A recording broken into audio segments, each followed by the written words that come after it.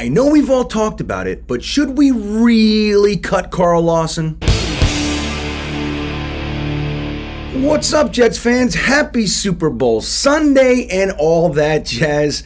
We are here to talk about an evolving story. There are reports coming out about our defensive end, one Carl Lawson, a big free agent signing of our GM Joe Douglas 2 years ago. We saw him have that Achilles tear in a joint practice with the Green Bay Packers, effectively removing him from the 2021 season. And we were all excited to see what we get out of this guy for 2022. And while some Jets fans have found their way to being disappointed in Carl Lawson, the truth is, this was his second most productive season in his entire NFL career. Did you know that? I mean, look, this is a guy that we signed.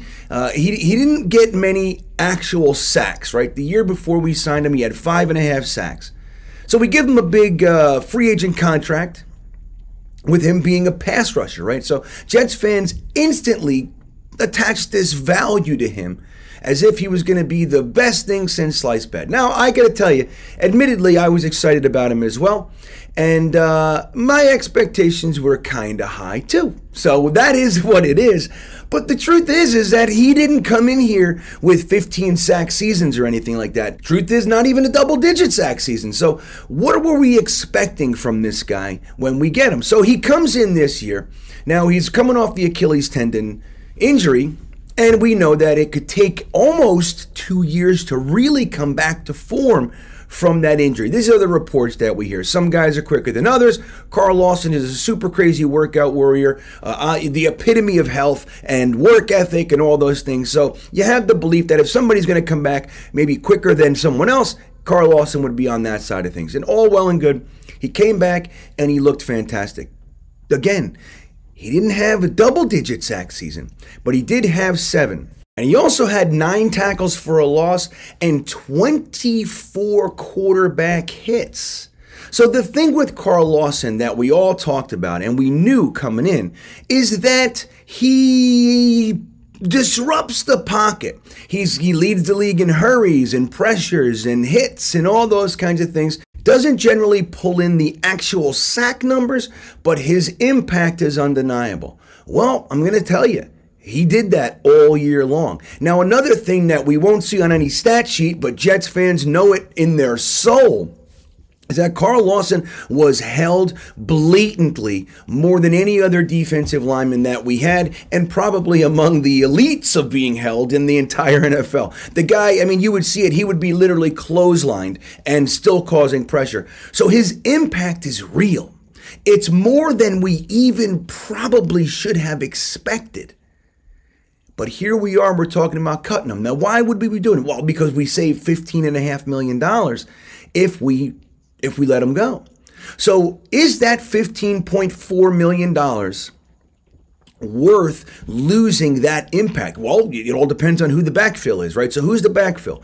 Generally speaking, we have guys like Jermaine Johnson, Bryce Huff, and Carl Lawson that we think could kind of just fold nicely into the mix and produce, right? So Michael Clemens is one that we've seen on the right side more than the other two. So maybe it's him. Now, Michael Clemens, as much as we love him and all that jazz, and he's good, and his impact is real too, he's sort of one-dimensional. He doesn't necessarily have the same pass rush repertoire. Like I'm learning French, the pass rush repertoire as maybe some of the other guys, maybe as Carl Lawson. So as much as we like him, he may end up proving to be a situational guy, more effective in that role than when you put him in a starting role, he could disappear and all that. We've seen it numerous times where lots of players are like that.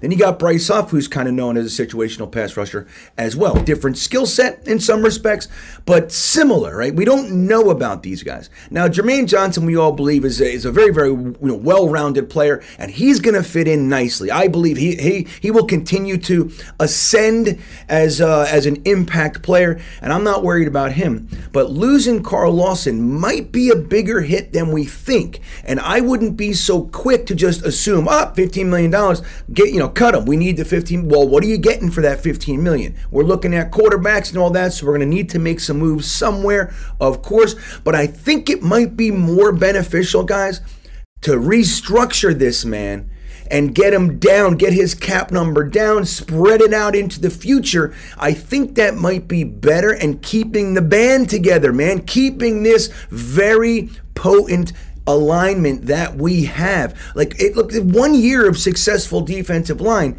did not a legacy make. You know what I mean? So I don't know, man. I get it. I'm with it. I've been assuming it as well.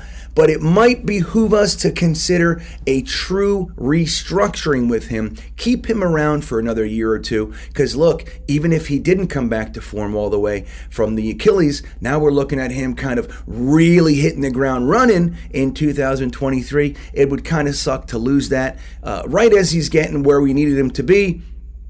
And we cut him to save some bucks. And what do we do with that money? And then Michael Clemens proves to be one-dimensional. Whatever happens, we're the Jets. We should err on the side of caution. Let me know what you think. I'm having second thoughts about this cutting Carl Lawson thing, man. I don't want to see us lose that impact, even if he didn't come away with, leading the league in sacks per se.